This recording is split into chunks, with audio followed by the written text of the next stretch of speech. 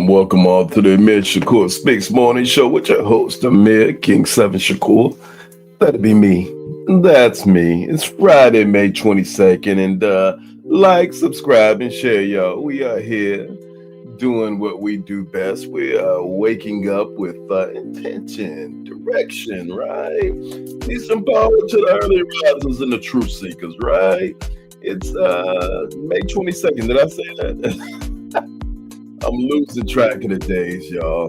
You are tuned in to the heartbeat of the culture. I'm your host, Amir A.H. Shakur, Amir King 7 Shakur. You can just call me Amir. And good morning to welcome to Amir Shakur Speaks. For everyone out there, we are on the front lines of transparency at AS, and we just don't report the news. We hold the systems that govern us accountable, right? From local townships to the international stage, we are here digging for the truth. Did I say digging? You're listening to the broadcast built on facts, integrity, and courage, y'all, and transparency, y'all. Right. We're listening right now, and we're gonna tune in. We're gonna hit the news cycle with a vengeance. But if you haven't done so, please like, subscribe, and share. Right, we are powered by ASN News again.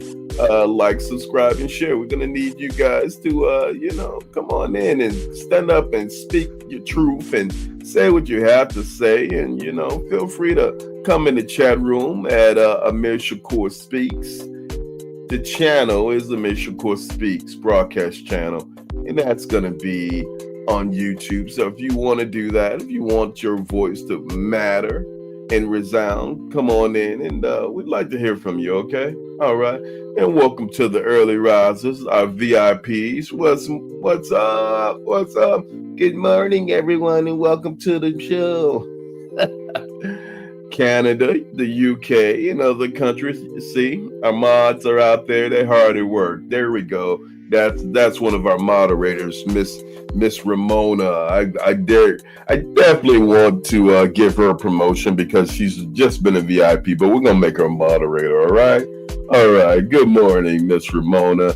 And yes, you are tuned in, and you're rocking with the sharpest mind in the morning. Amir Shakur Speaks. All right, hit that like button, y'all. Hit that like button, like, subscribe, and share. Share, like, and subscribe, or subscribe, share, and like. Whichever one you want to do, but do one of those, all right? Let's get to the news cycle so we can get right down to we'll get down to the get down, all right? All right, so here we go. Let's see, where do we start? It's just so much going on in the world, y'all. All right, so we'll start with the Iran peace offer, right? Crazy but true. We're in a climax right now because this Iran peace offer that's been given to as an ultimatum. And good morning to you as well. As I said, an ultimatum to the world, I guess we can say. Yeah, it's going to be about Trump. Well, it's not so much about Trump, but it's about what's going on. So the U.S. and Iran, the conflict is dwindling down, I guess we can say. President Trump stated that negotiations regarding the ongoing war with Iran are in its final stages. The war's in its final stages. And the administration has extended a peace proposal, giving Iran until the weekend to respond. And the weekend would be, I guess, Friday, Saturday, maybe even Sunday, who knows. Vice President J.D. Vance emphasized that the U.S. military remains locked and loaded if talks fail. Okay, locked and loaded. Those are the words to use. Anyway, concurrently, a temporary pause on $14 billion arms sale to Taiwan has been implemented due to heavy expenditure of U.S. naval assets and counter-interceptors protecting Israel. So, they're planning for peace, but they're also planning for war and engagement. Okay, you figure it out because I can't. I can't wrap my mind around it for the life of me, but maybe one of you guys can. So, if any of you bright minds want to take a crack at it, let us know, and I'd be more than happy to entertain you in where you're at with it, because again, my mind is just totally mind boggled with it. But we do have a clip about the situation, so I want to bring that clip to your attention, and maybe we can maybe CBS can help us figure it out, or maybe decipher it. So let's go to the clip with CBS News and see what they gotta say. Okay, here we go. As we've been reporting, the Iranian government is reviewing the latest U.S. proposal to end the war. The conflict has remained unresolved for nearly 3 months. And in the meantime, gas prices have skyrocketed. According to AAA, all 50 states are seeing gas prices above $4 a gallon ahead of the Memorial Day weekend. President Trump was asked about talks with the Iranians earlier today. Right now, we're negotiating And we'll see. But either we're going to get it one way or the other. They're not going to have a nuclear weapon. You will have a nuclear war in the Middle East, and that war will come here. That war will go to Europe. We cannot let that happen, and it won't happen. It's not going to happen. CBS News national security analyst and Marine Corps veteran Aaron McClain joins me now. He's also host of the School of War podcast. It's great to see you, Aaron. Just to start off with, what are the main sticking points holding us back from a deal? Well, it seems that despite getting bombed for quite a few weeks back there in March and April, the current Iranian regime really would like to retain at least some vestiges of a nuclear program, and President Trump is on the other side of that issue. This is a war aim that he enunciated on the first day of the war back on February the 28th, and he enunciated some other war aims as well regarding Iran's support for terror proxies, its missile program. Those issues seem to have at least reduced in significance, but he is sticking to the nuclear issue. You saw the new supreme leader of Iran purportedly announced this morning that what the president likes to call the nuclear dust, the remaining highly enriched uranium, needs to remain within Iranian borders no matter what shakes out in this deal that is apparently being negotiated right now. So that's one of the major things holding the two sides apart. So, Aaron, where does that leave us? What options does the U.S. have at this point to pressure Iran to accept a deal? Well, the president said a number of times that he believes that the economic pressure being brought to bear by the U.S. blockade of Iranian ports is itself sufficient, that time is on the American side in this question. But that's far from clear. The blockade is certainly causing a lot of economic pressure and pain within Iran, but there's no way really to judge the timeline of when that pain actually gets to the point where it's affecting the decision calculus of a man like the head of the IRGC, for example, Vahidi, a true radical. Of course, there's the option to return to military action, which the president has threatened repeatedly since early April. He's not acted on it yet. The question then would be, to what end would the president, for example, try to reopen the Strait of Hormuz, which is being blockaded by Iran, to reduce the economic pressure on the United States and the rest of the world while continuing to impose it on Iran? That's one option. You could imagine some others as well. Any way to judge how long Iran may be able to hold out?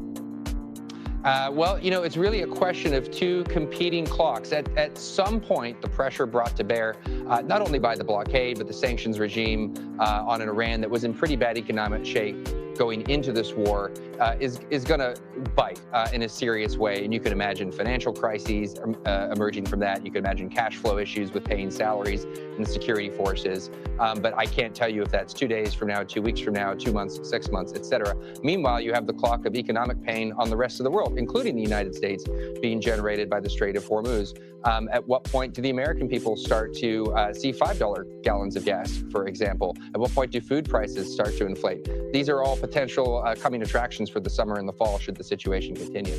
No one's looking forward to any of that. Aaron McClain, thank you. Yeah, so basically, if you're just joining us for the first time, we're talking about the Iran conflict peace offer and the after effects, including, the skyrocketing gas prices. Thank you, CBS News, for that report. And, we're seeing, a fallout like none other from, this guy over here to the right of me. And he's done the most. He's done the most.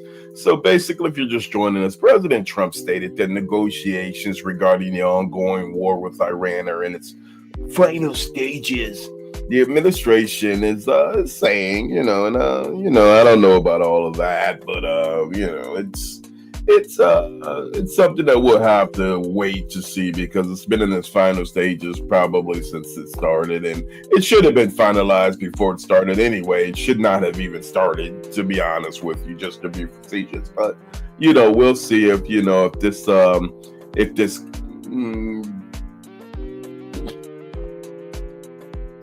circus show of the administration, let's put it like this, the administration that would do Ringling Brothers Barnum and Bailey, okay, we'll see if they can get through this. Okay, all right. So leaving this issue, Raul Castro has been indicted by the U.S. Department of Justice, issuing a historic federal crime indictment against Cuba's 94-year-old former president Raul Castro, along with 5 others. The The charges stem from a decades-old incident where Castro allegedly ordered military jets to be shot down and 2 civilian rescue planes as well. This comes amid a heavily tied U.S. embargo on the island. So Capitol Hill and domestic policy dictates that, perhaps this is an overreach. I mean, something from, I believe, 1996, and, you're indicting a former head of state for something from 1996. Well, if that's the case, we got something from 2016 and just even fresher than that, maybe 2026 from Mr. Trump that probably should be indicted. And I could probably say several things, but, let's keep hope alive and let's hope those things are happening. And, we'll see where this goes. I mean, I'm pretty certain that it's just over. It's an overplay again on the Trump administration's behalf. It's not going anywhere. It's a reach. What do you guys think? What do you guys think? What do you got to say? How many times has the war on Iran been promised? You're not to be trusted at all, and your promises and your lies are broken all the time. It's not me. I didn't say it. No, I know you're talking to President Trump. Listen, yeah, it's a trip. It's a trip. It's a vacation and a road show, to say the least, and all rolled up into one. And yeah, Mr. Trump tacos, that is normal shenanigans again. All right, so we will keep you guys going to. We're gonna go ahead and go on, but let's keep hope alive with that. And by the way, if you haven't, like, subscribe, and share to our show and our broadcast channel, to the channel, and be sure to follow the Amir Shakur Speaks Urban Report, y'all. The Urban Report is one of our new segments. We have several coming up for next month, starting the beginning of the month for June. And yeah, the Urban Report is going to be, it's going to happen right after the morning show, and it's going to be consecutively. So look out for the Urban Report, and I'm looking out for it because, that guy right there that you see right there, he's one of the sharpest minds. And, on the internet, one of the sharpest. I'm not saying it's the sharpest, but he's up there in stature, all right? If I do say so myself, yeah. Good guy, too. Get to know him. Anyway, before I tell any more corny jokes, y'all, let's go ahead and move on with the news. All right. So we'll go ahead and go to a segment which you very much know and love, and you wanna go ahead and get down with it. A picture can tell 1,000 words. So as you can see in the banner, AmirShakurSpeaks@gmail.com is the email if you want to email your pictures. You got a picture of you glowing and flowing in the wind, and or maybe somebody's playing a bass guitar in the midnight hour, and you want to show the world what your chops look like. Boom, boom, boom, boom, boom, boom, that kind of stuff. Hey, let me know. I love to see that stuff, and then I'll give my own personal silly little slant on it. You know how I get down, but I'll do it, and I'll do my best to, honor you and, make you proud and let the world know, hey, this guy's got some stuff going on, or this girl, she's fabulous. You guys got to check her out. Anyway, so send that to AmirShakurSpeaks@gmail.com, and let's just put that in the chat so the folks in the chat will have it. By the way, while we're getting ready, this one's gonna be a nice one. I like this one. This one was a team pick, and that means that my team picked it, and I like the stuff that my team picks because they pick some pretty good stuff. It's not the same old, my dog type thing in the dress and, that kind of stuff. But Amir Shakur Speaks, send that in. Amir Shakur Speaks @gmail.com. Amir Shakur Speaks @gmail.com. All right. Anyway, so what I got. This is what I got. And you guys are like, what is that? What is that? Well, he's got the moves. He's got the moonwalk. He's doing the, the wave. And let me see if I can do it here. Wow. That's what he's doing. He's doing the Michael Jackson and the do. Yeah, he's doing all that kind of stuff. And it's the Michael Jackson. I tell you what, man. This guy's got moves like never before. And you asking me, what is it? Well, it's Michael, but it's Michael and, it's not really Michael, but it's the closest thing to Mike. Oh, yeah. Well, he's got the dance moves, but I mean, I got the dance moves, but he's really got the dance moves. Okay. He's got the dance moves. Okay. All right. So here's what I'm talking about. It's the Michael Jackson robot. And, somebody sent this to me and from the team. And we're going to go ahead and show that. Let's pull up the clip because I got a clip with this one. You can't just show a picture of somebody dancing, not show the real move. So this is the dancing Michael Jackson bot. And let's see what we got, y'all. And let's see these moves and the grooves of the Michael Jackson bot. And give me a second. And here we go. Let's add him. All right, we got it. All right, here we go. There he is. Michael, the robot. I'm not going to do that again, so don't worry about it. Anyway, here we go.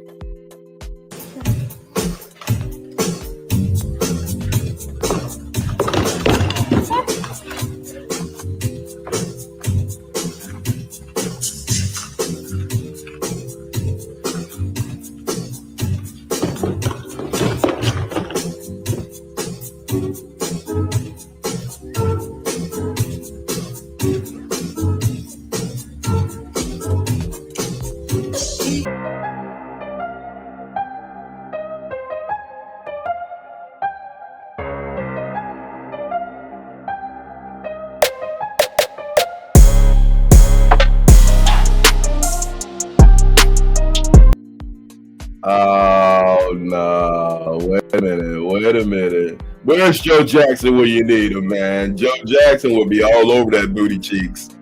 Hey, man, when you represent Michael, you just can't fall out and just fall out on the floor. So, you know what, Mike, MJ001, that's what we're gonna call you. MJ001, you did a horrible job, man.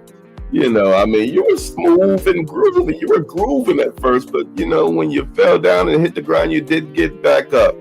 Can't be Michael Jackson because Joe would come back and he's turning over and he's saying, "Hey man, what's going on? Hey man, what's going on with you? Get back up on that stage, boy. Get your butt back up on that stage, MJ001." Let's say it one more time.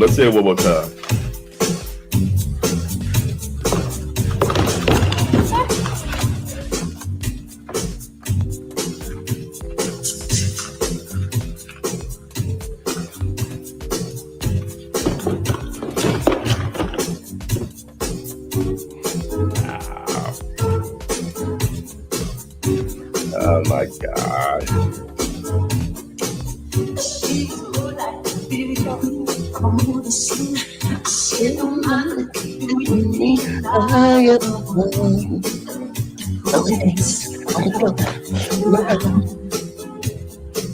She said, I am the one. Oh man, Michael Jackson robot. What happened, brother? It's okay though, Mike. Mike, you did the best you could do. That's MJ001, y'all. That's how we'll say it. He tried his best and he fell flat, but he's got the moves, he's got the groove. So we'll be looking out for some future shows from MJ001. That's what we're calling them. Anyway, guys, look, if you guys got some pictures, you guys got something for us, let us know. What do you think, VIPs? What do you think about that? It was smooth. It was good. He was doing good. We give him his kudos. Give him one up for that. Anyway, so where are we at? Where are we at in the news? Let's go on. Guess what I got? I got our next segment, not our new segment, the biggest loser of the week. Let's say that with some intention. I want you guys to hear it. Give me 1 second. The biggest loser of the week. The biggest loser of the week. The biggest loser of the week.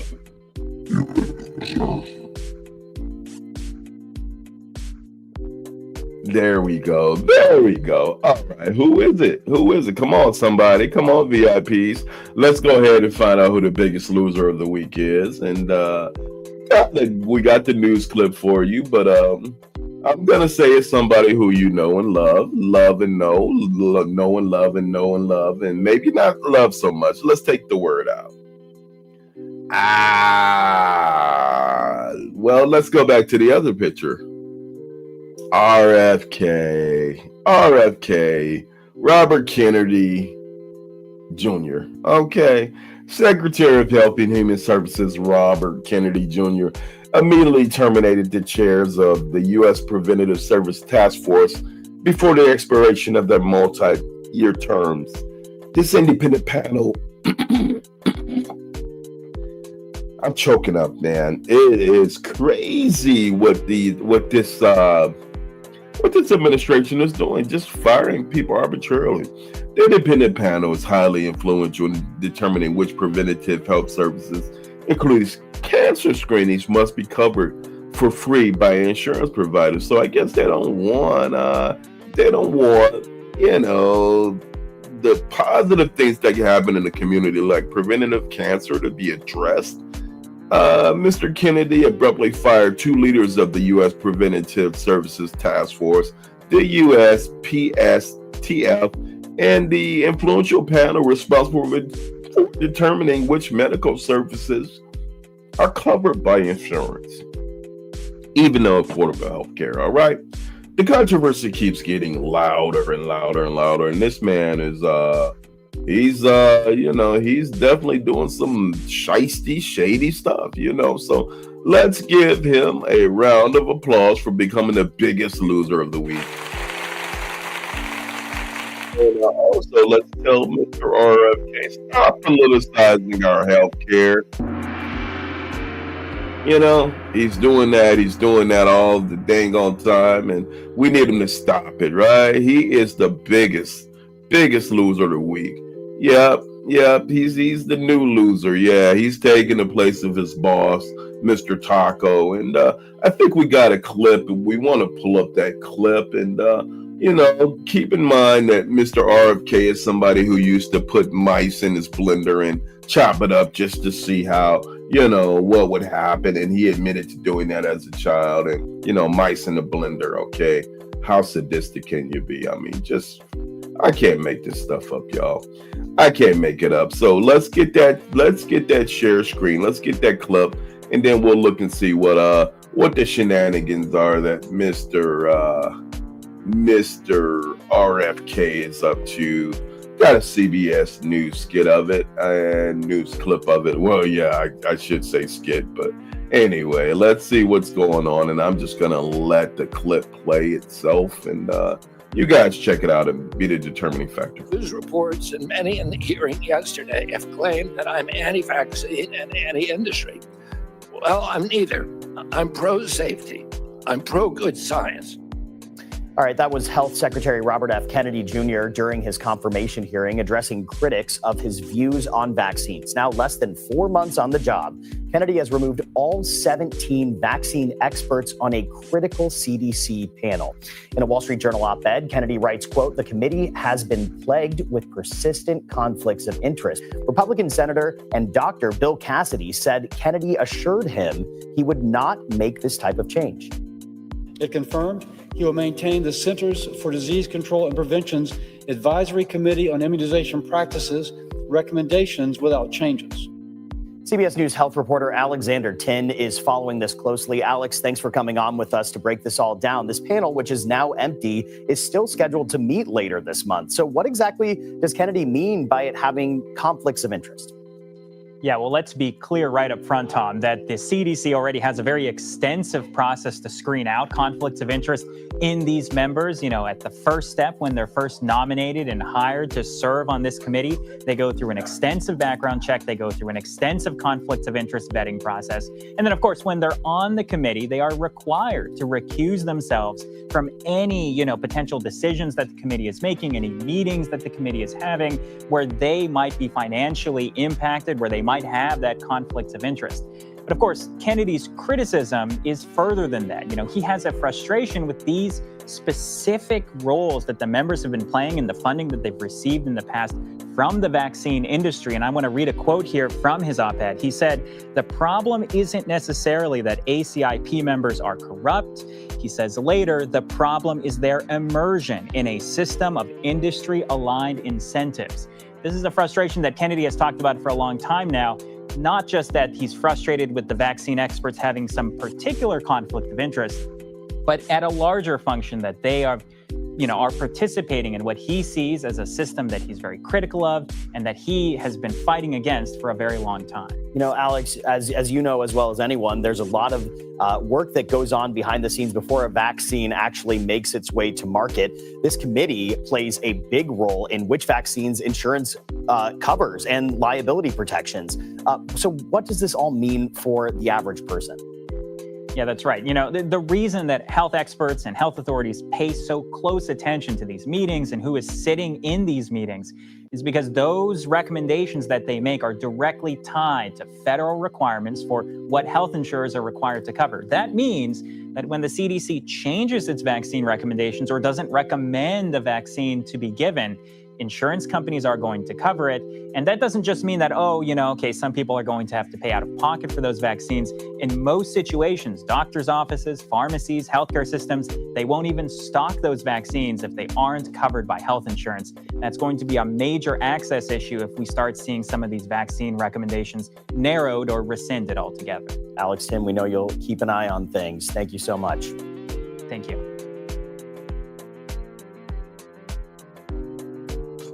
Yeah, so if you're just joining us, this is our biggest loser of the week, Mr. RFK, and we can't make this stuff up, coming from being the son of a historical Department of Justice leader, and his father, legendary Robert Kennedy, and RFK, I would probably suggest your dad will be turning over in his grave, and I hate to say things like that, but everything that you've done, has been a disaster.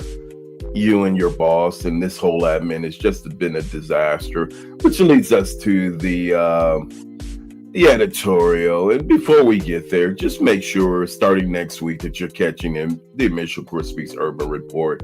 All right. And also like, subscribe, and share.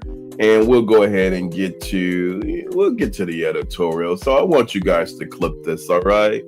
We are at the end of this, and the curtain falls on the objective truth. We are here. And good morning to you, by the way. Good morning. As we're doing the end of the show editorial, we are simply saying to this administration, the curtain falls on objective truth. Clip this, right? Meaning that, take this. The dangerous theater of a Secretary Robert Kennedy agenda, while a sitting U.S. Secretary of Health and Human Services launches a heavily produced, foolish, just uninsulated agenda with the American public. It is no longer public relations. It is no longer serve and protect. This is a carefully curated, reality distorted mission of self-denial. It's opposition against that which is everything that is America. At this week's conclusion of their efforts, Mr. Kennedy firing the admin of a very much needed task force is deeply not only unsettling, but it's an unsettling milestone in American governance. The moment that the official state public health policy is the words are just beyond belief, and it's transforming into just a cluster of chaos. And from its beginning, this admin has engineered not for transparent governance, but for maximum dramatic effect. It's almost like I'm watching a sitcom, nonetheless, of paid actors who, and not only do they act good, but they act bad. and set in a slick, HHS branded studio layer with an ominous background scores, the kind of stuff you would see in the 80s, like Michael Knight and Knight Rider type stuff, but worse than that. This particular Department of Health secretary has consistently bypassed the standards and the standards of accountability, and by positioning himself and putting himself in place as courageous is just crazy. Along with this commander-in-chief, Donald J. Trump, they are fighting a war against the American public like we've never seen before. Who would believe that in 2026 we would be looking at an anti-American administration, meaning they do everything that's the opposite of what the public should be doing. If it's advocating for the public, they will not advocate for the public. If it's giving to things that help the public, like Social Security or benefits or grants, they're taking those things away in droves, taking jobs away.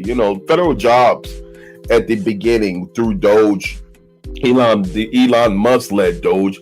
How many federal jobs were removed? So, this Department of Health under Robert F. Kennedy Jr. has successfully normalized a dangerous precedent. And what is that precedent, Amir? Treating public health not just as a matter of rigorous, consensus-driven government, but as a narrative arc that's meant to endanger the American public. So as the second administration goes into maybe the next 2 years, the real world consequences of treating public health like a talk show or a show chased in the high viewership numbers by trafficking, just foolishness. They are trafficking foolishness, okay? And who's going to pay the consequences? The American public are. So we are currently witnessing a dramatic regression, not progression. Remember that word, regression, in public health safety. This is a tragic byproduct of a government gone mad, a government gone crazy, and a government gone foolish. Public health, Mr. RFK, is not a talk show. It's not, and the well-being of the American people cannot be managed via a subscriber count. It's time to turn off the broadcast. It's time to reject these silly memorandums and these stupid missions that are melodramatic and anti-American, and return to things that are institutionally accountable. The medical truth is what we need, and hopefully we can get it when these people are gone and everything that they've done is overturned. Yes, stop politicizing our health care, stop politicizing our government, and stop being an absolute idiot. And that's all I can ask for. That's all we all can ask for. And if anyone's going to tell the truth, it's going to be me and others like me. But we stand on the front lines. No filters, no scripts, just the uncut truth. So, let's continue to stand up, folks. I'm talking about the American public. Keep your head high. Hell, hold it up, and hold up your power finger and your power fist and say, we're going to fight the powers that be, because they're not doing what they should do. I don't mean, do the protests, do the things that you do best. I'm going to do what I do best, which is tell the truth and speak truth to power. So, let's continue waking them up. Let's continue establishing authority. Let's continue setting our goals in our communication with purpose and intention. And to those who are journalistic influencers, keep being the heartbeat of the culture, right? With that said, I'm your host, Amir Shakur, and what do you guys got to say? This administration is a comedy reality show. Yeah, and a bad one at that. It's one that not even lasted. It's the one that they pulled halfway through the first season and said, hey, this stuff ain't working because nobody's really watching it because it's pathetic. That's what this is. Anyway, to the influencers out there, we want to thank you guys and keep watching. And let's keep standing up and being the pulse of the culture, all right? I'm Amir King 7 Shakur. Amir Shakur Speaks. Thank you for joining me, and we're going to keep doing what we do best, y'all. Want to say thank y'all. Make sure y'all have a good day, and I'm out of here.